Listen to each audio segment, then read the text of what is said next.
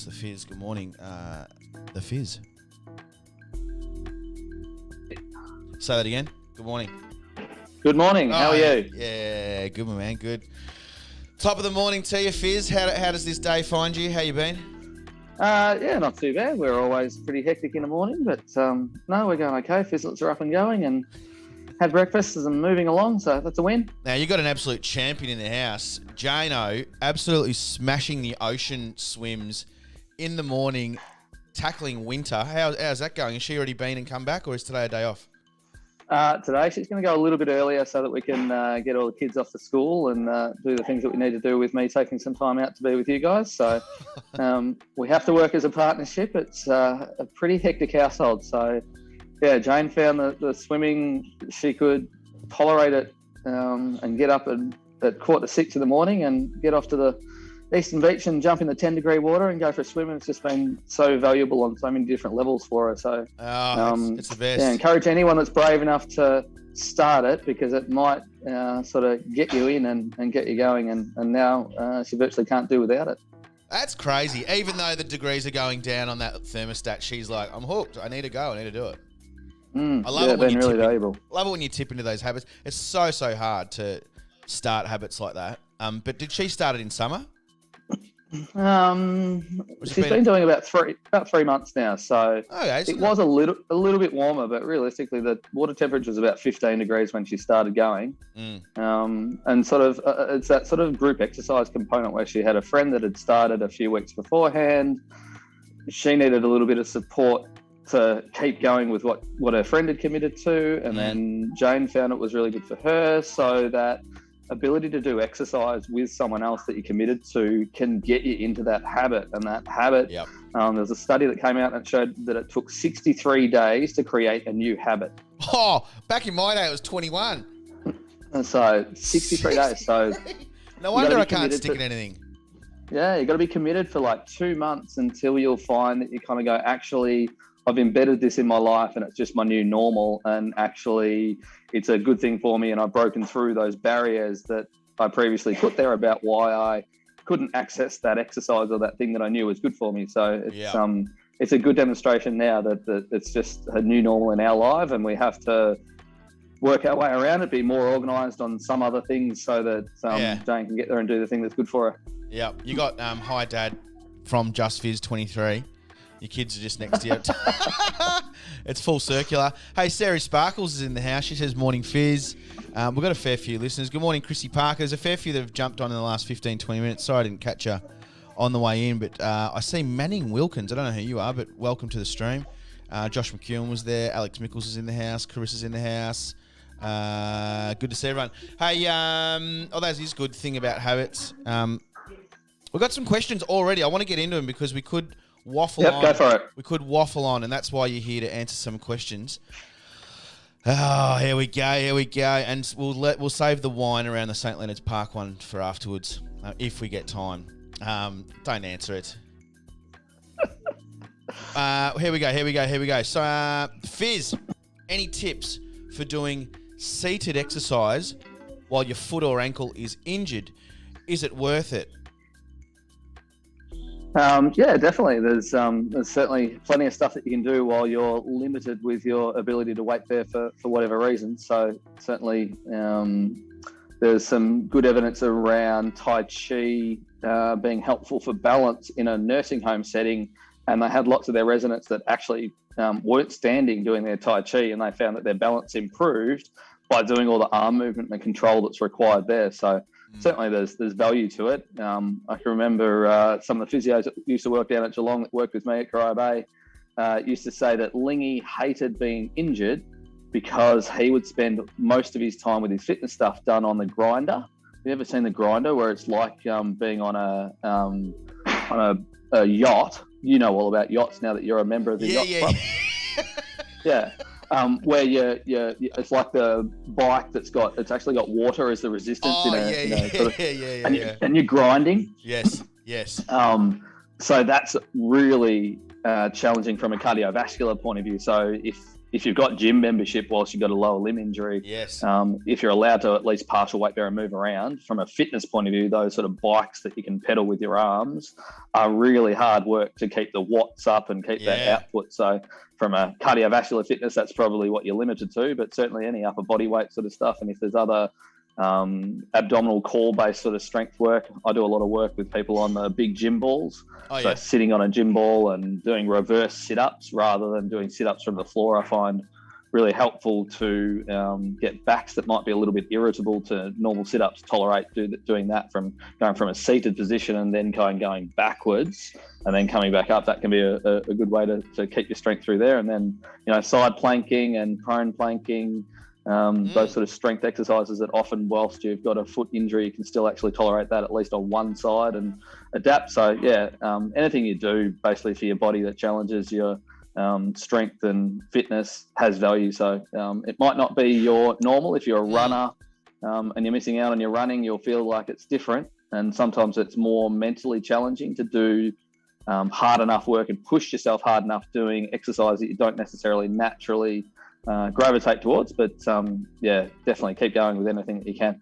Do you think, when you've got the lingo and and obviously the knowledge and the experience, if for the general person, is it just a matter of working out what works and nothing wrong with just going, oh, that hurts, oh, that feels good, or that doesn't feel too good, and finding out what little movement works so you don't go with pain, but deal with a little pain, obviously not to the pain where you're vomiting and you're damaging the injury, but like whatever it is that people can move, people know how to move their body in all their different ways, but everyone kind of goes to the physio to get told something that they might be able to do themselves, but just got told what to do. Do you encourage people to just work it out a bit and just somehow move and challenge the injury a bit? Yeah, definitely. There's a couple of layers to that question that we'll try and get through. So certainly overall, we've shown that, again, there's a research study specific to hamstring injuries, and what they showed was that very early on with hamstring injuries, if we did exercises and then if we actually did running where they were told to run to a level of discomfort and pressure, so they talked about 2 out of 10 pain, so 10 the most imaginable pain you've ever felt in your life, 0 no pain. They encouraged one group of athletes to train at 2 out of 10 pain and the other group to only train if they were 0 out of 10 no pain. And what they found is that at 6 weeks, the group that trained to that 2 out of 10 pain had significantly stronger hamstrings than the group that got told to be 0 out of 10. And they showed that their return to play was actually smoother and better by training through some discomfort. So it depends on the injury, sure. Bony injuries with fractures and other parts, we need to respect the injury, and there's a certain group of pain, and that's where certainly that support from some professional advice about what to push through versus what to respect, I think is still really a valuable safety barrier and layer. Yes. But overall, there's certainly soft tissue injuries where we kind of go, get moving, get loaded, and it's actually okay. From a general exercise point of view, certainly there's been a shift in that real structured, this is the only way to do this movement and this exercise, and this is the perfect technique. If you have a look at some of Louise Vivero's stuff that she does, she does a lot of flow class kind of stuff, and it's very inventive movement, and it's kind of like she's up there demonstrating what works for her body and how she's moving, but she encourages all of her class participants to sort of find their own little niche and their own little take on that movement pattern of what does work for them. And I think certainly we've tried to change our language, because a lot of people find that when we sort of say do exercise, they've either had a poor experience with it, or they think that that's for an elite athlete and they're not an elite athlete, and so it's not for them. Movement and activity is probably the better language around it. And so if I have a client come in, I'll always ask them about what's their past history with exercise, activity, pool, sport, gym. What have they done in the past? What have they enjoyed? And I'll try and always tailor my program towards what's been successful for them in the past, rather than pushing them into something that they've never done before that clearly they don't really like. Yes. Sometimes we have to encourage someone to do something that is challenging that they don't necessarily like. So early on for some of our joints and our lower backs that aren't liking weight bearing, getting into a pool exercise program is often the best way to get them going earlier than we might have to wait longer if we have to do it on land. And so pool can be really helpful for some clients. And certainly I've had some success with a recent patient getting into the pool and probably for 8 weeks, she described that she absolutely hated it, but she did it because I told her it was good for her and she was going to get back to work quicker and all these sort of things. Yeah. And she was actually in yesterday and she obviously not been able to get to the pool for the last 2 weeks with the COVID lockdown stuff. And she's like, I'm so much worse by not going to the pool. I can't wait for the pool to open up. So she's been able to adapt and change and challenge that behavior. And she's actually kind of seeing that value of it. So now she's committed that it's such a good exercise routine for her. So, but yes, moving in any way is good. And certainly a layer of some discomfort as we move and some post-exercise, post-movement fatigue or soreness is generally okay as long as you recover from it okay within a sort of 24, 48 hour time frame. It's funny, I feel like you're talking about our next question, which you don't know this person, but this is another question. She's a swimmer during lockdown. I haven't been able to go because not close enough to a pool or beach. One day on a walk, I had a calf injury, felt like an elastic band breaking, and now I've got a lot of pain. Am I going to be okay to go back to swimming tomorrow? Yeah, most likely. So, the good thing about different exercise and activity, having some variety is that obviously our muscles work differently in different environments. So generally, if the injury wasn't high force and there wasn't significant load that went through your calf, a lot of the time the calf muscle that will get sore is our deeper muscle called soleus, and it's more of a slow twitch muscle fiber. So it often gets fatigued and overloaded rather than actually torn and pulled apart with, especially walking, and even sort of lots of our jogging, running athletes will hurt that part. So it's not so much damage, it's often actually just screaming out and saying, I'm not strong enough or have the endurance to do what you just did for me. And so it'll get sore often after activity without necessarily having that instant where you went, that actually really hurt. So certainly from that point of view, sorry, the littlest Fizzlet is now up. Come and say hi, Roo. We'll get derailed. She's okay.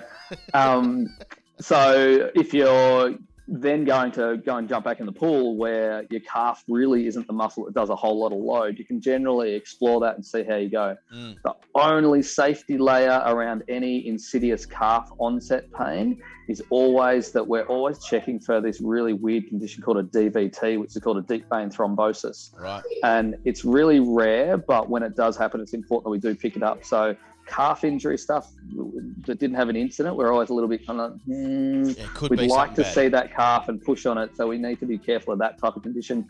Generally with that, there's 3 things that happen. The calf will become generally quite hard, so firm kind of everywhere rather than just firm in a spot or sore in a specific spot, and it'll become sore kind of everywhere. If you squeeze the calf with a general sort of squeeze of the calf, hold on, can't get my hand in the right spot.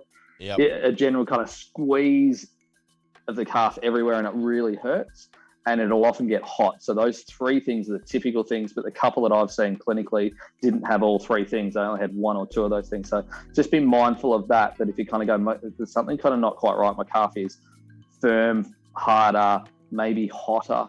Yeah, right. You do need to get a medical check, because unfortunately, if we get a clot in our calf, it's not a problem for our calf, but unfortunately that clot can get thrown off and either go to our heart, our lungs, or our brain and have significant damage associated with that, because we're talking heart attack, stroke, and a pulmonary embolus where we can't get the airflow and blood flow matching up in our lungs, and we don't get the transfer there. So got to be careful of that, but overall I'd be surprised if it's that. But like I said, some safety layers that we need to be mindful of. So you're saying even if it is a calf injury that you did do via some exercise, it's still don't rule it out. No, don't rule it out, especially if you're going to a different exercise. Again, anytime anyone injures themselves doing a particular part of their sport and I have to return them to that actual thing again, I'm always more wary that we probably need to be stronger and better to return to that same thing that created the injury. Whereas if our injury happened doing something else, and it's not really going to happen again in the same mechanism or loading, often we can get back to that activity that they enjoy a bit earlier and a bit quicker. Sounds like cramps and legs are in the topic of conversation today. From the Squiz, what do you know? Oh, good morning. Oh, Elmo, is that your sleeping buddy? It was last night. Oh, she not can't- not that she can't often, hear but me, hey? no, I can't hear. So That's okay. no, sorry, I got the earphone. Good to earphone see you. in. Good to see you. Hey, Fizz, what do you know about cramps in the legs? This might not be your area of expertise, but just thought I'd ask as you are so knowledgeable. Oh, mate, what a loaded intro. I'm an older woman and the cold is a problem and causes the cramps. I think I eat healthy and I do walk about 45 minutes. You know, she wants some help with cramps and Yeah. obviously doesn't want There's it. a few different layers of things that certainly we've found success with. So hydration can be really important for cramps. So if you're not hydrated enough, the balance of our chemicals in our muscles just don't store the energy as effectively in that muscle. So we need to be well hydrated. The flip side of that is that at Falcons, we'd often have kids that were virtually super hydrated and they'd wash out their balance of their chemicals and they'd be having cramps as well. So, they'd be drinking like 5 or 6 liters a day before a game. You're like, whoa, dude, you only weigh 75 kilos. That's way too much. And you're washing out your chemical balance. So there's a balance in there. But as we've spoken before, the perfect hydration has been postulated that it's 35 mils of water per kilogram body weight. So those people that are at 100 kilos, that's 33.5 litres. I don't know why that number keeps coming up. I know, it just seems to come up most times I see you. It's easier mathematically for you, Troy. I think that's the only reason I mentioned it to you. For everyone. Do the math, everyone. Do the math. So hydration is number one. Number two, there's certainly some research around magnesium being washed out from magnesium. So it's a pretty easy supplement to get now from lots of different sources. Again, there's a bit of research around which one's more available to your body depending on what it's matched with, and the more expensive ones generally will be the more bioavailable and you'll actually absorb it better into your system if you're ingesting it. So magnesium supplements have been certainly one thing that's been very valuable. Ultimately, again, being prepared in the muscle strength and endurance-wise to do the activity that you're trying to do. So a lot of my runners that are having difficulty with calf loading and sometimes cramping, but sometimes repeat injury stuff, it is just that endurance and strength from doing, starting with double leg calf raises, probably for someone who's cramping from walking, and trying to do double leg calf raises to fatigue just on flat ground to start with is often a good place to start. And then progressing that onto off the edge of a step so that you're going through full range. And if you're tolerating that, going on to single leg sort of calf raises. So you can probably do them at least 3 times a week, maybe up towards 5 times a week if you're recovering okay, and try and get some better endurance in the target muscle that keeps getting overloaded from your walking. So the calf you said was a slow twitch fibre, meaning it needs endurance. Yeah, it's more of an endurance muscle. The Gotcha. soleus makes up 70% of the bulk of our calf, and actually over the top of that is our gastrocnemius, which is the one that gives us that really nice bulky shape of our calf. Yes. But it's our jumping muscle. It's our explosive part of our muscle. It's the one that gets more injured from a definite jump, land, accelerate, like moment of injury, and that's that one that really does feel like it does let go and have more of an incident from higher force kind of stuff. So they're sort of our things. You'll see still in the AFL a little bit, and they've been had to adjust some of what they're doing.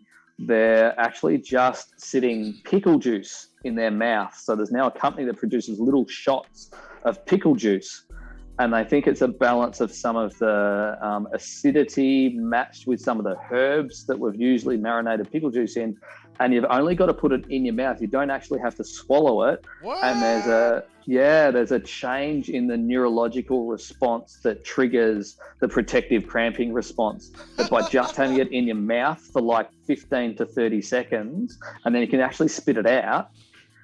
And so at the AFL level, what they found that all these players were having it on the bench, they were spitting it out on the ground, and all the grass was dying around the benches because all of the pickle juice.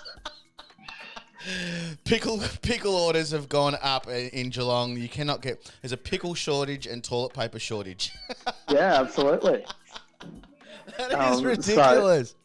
So it's strange, but certainly you've got the athletes are doing it. So lots of our, triathletes and all that sort of stuff will carry just a little shot of pickle juice in their pocket somehow, and they'll just put it in their mouth, and it'll reduce the cramps. And the athletes will tell you it happens virtually immediately that they feel better, like a neurological response. That's crazy. That is crazy. I've got another question. So that's an option. I've got another question for you. It's so funny. You know what you're going to do here? Everyone's going to be smashing pickles. Yep. You got to be careful what you say, don't you, Fizz? You better get it. Oh, well, you better Donald get Trump did postulate that maybe, what did he say? I think it was drinking. Disinfectant kills COVID on surfaces. So then he kind of said, it was just postulating in a media report. And he used to say, now, I'm not a doctor, but perhaps if we could somehow ingest disinfectant, yes, maybe that could help with the COVID. Oh, and do you know how many people poison themselves in the US? Because people in the US are, sorry to stereotype. There's no Americans in the household. Good. They generally had people that started ingesting bleach and had that many 911 calls from people poisoning themselves with disinfectant trying to protect themselves from COVID. So don't do disinfectant. It's really bad for you ingested. So don't drink that. Unless you follow Trump, it does work. Yeah, that's probably good for those people. Hey, did I say that? I've got another question. I have an 11-year-old who has suffered from migraines for a number of years and has recently been getting sudden dizziness and can get neck, shoulder pain. Is having him checked by a physio useful path? We've been thinking of booking him in.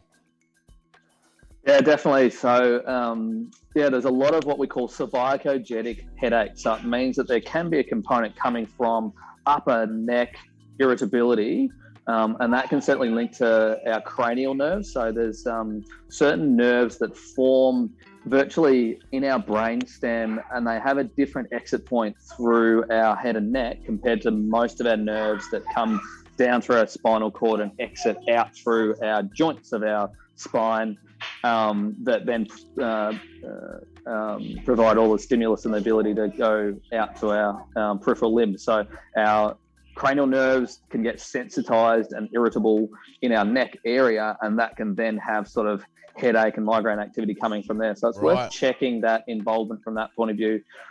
Certainly in a younger person, though, there's lots of different things that happen in kids that we've got to, again, have a safety layer. So certainly some of our doctors that are involved in headache sort of stuff and our sports physicians looking at that. Often I'll sort of do this with a client where I'll assess them and kind of go, right, I'm happy to explore what I can change conservatively and with a physio thought process, and look for often musculoskeletal and strength or movement deficiencies that we think might link to and certainly muscle tension in the upper cervical spine that might link to someone's symptoms. It's tricky as to whether I'm treating the cause or the effect with some of that sort of stuff. So at times you feel like you're dealing with the symptoms rather than the cause, and certainly so I'll often get clients to see one of our sports doctors whilst I see if I can get them change their symptoms off what I can do, whilst the doctors obviously have another assessment on anatomy and pathology to make sure that from a safety point of view we're not missing something more significant. Unfortunately, obviously we've got to rule out some of the more sinister things at times with those sort of things too. So it happens very rarely, but we need to make sure that there's nothing sitting there that should be managed in a more medical way. Oh, there's nothing those stories of, and we had Jay Marios on here, just undiagnosed things are a sad reality that we face just from people not doing what you do really well, which is looking at all the options. Last question before we send you off into your carnage. How much protein should we eat and why is it important? I'm 80% vegetarian. Well, it's starting to move a little bit outside my area of genuine expertise, but ultimately protein's important for muscle building. So it sort of depends on how much loading you're doing. Okay. Sorry, we've just had a puppy. We're puppy sitting today, so Alana's very excited. Can you possibly take on any more in that household? Yeah, we give it a fair crack. So I don't know, busy people get stuff done, I think is the quote. So true. Let's try to thought. So protein's important if you're loaded heavily and doing lots of gym workout sort of stuff. We've certainly shown that each time we go to the gym and we or do heavy exercise, we virtually have a little bit of damage that happens to our muscles, and our body perceives that and says, right, I've got to lay down new muscle tissue because I've just got damaged a little bit. And it takes about 24 to 48 hours for that turnaround. Oh, pup. Oh, Poochie, love. Oh, he can't hear me. I forget. So good. So if you're loaded heavily, getting protein into your system soon after being loaded is being shown to help with that recovery from the session that Yes. you've just done. So that's where it's valuable.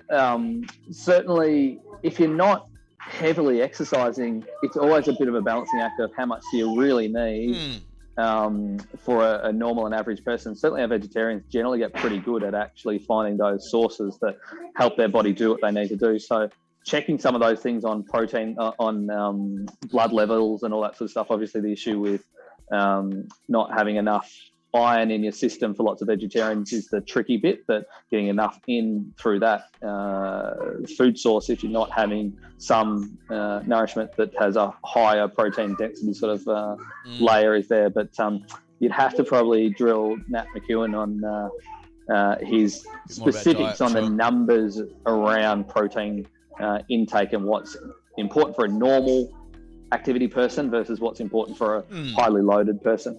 I got one last. Can I sneak one in? Last one in? Yep, go for it. Ringing. I've got ringing in the ears. Can physios help?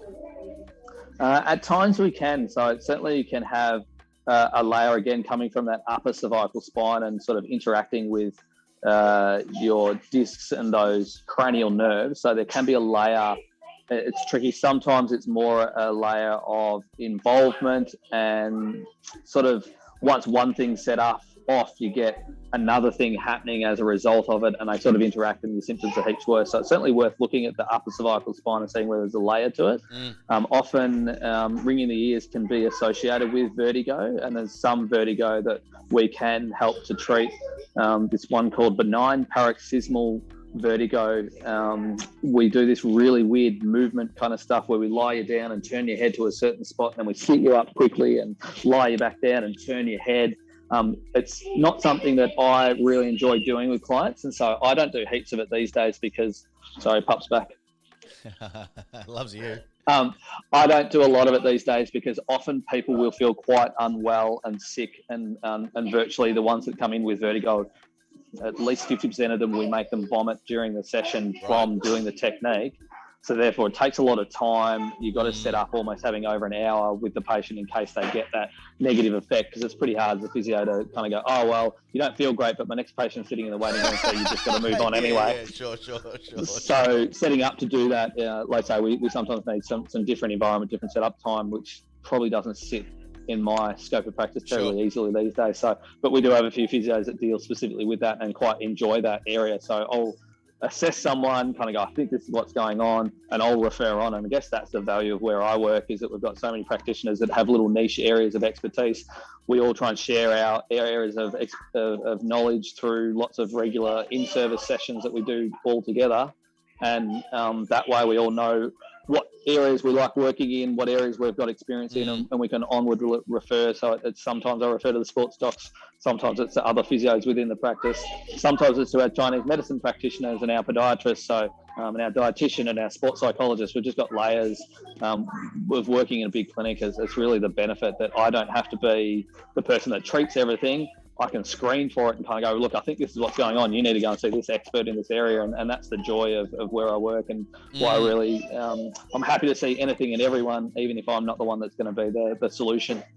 I think it's really encouraging to at least start with you or someone like you, but it's really great that people have gotten to meet someone like you to have a bit of faith in the stereotypical name of a physio, or because people don't know where to start. So at least you've created almost like a headquarters, and you will be honest and go, look, this is as far as I'm going to help you, but you need to head this way as well. And that's really encouraging to give people direction when they're lost. Yeah, absolutely. Yep. Yeah. It's frustrating when people sit on their hands and kind of don't even ask the question because they just don't have, like say, trust or faith in the system. So, the systems have improved massively, and people's past experience hopefully won't be recreated again. And, there's lots of really good practitioners out there. So certainly seek out an opinion, and if it doesn't resonate with you, then maybe it's a different discipline, or maybe it's a different practitioner. But you've got to ask the questions, because, like I say, every now and then there's something sitting there that really needs to be actioned quickly to get the best result. Love it, Fizz. Enjoy your day off, if you call it that. Start at midday, work till 8 o'clock tonight. So it's just my morning off, and it's busy doing bits and pieces. So swimming lessons with Alana at 9:30 or 10 o'clock, and Phoebe's got a dentist appointment, and I can't remember what else I'm trying to squeeze in something. Feed the dog. Yeah, that's right. Feed the dog. Hey, Fizz, thanks for your time, mate. It's always a pleasure. We love it. Have a good day. Pleasure. See you guys. Thanks for listening.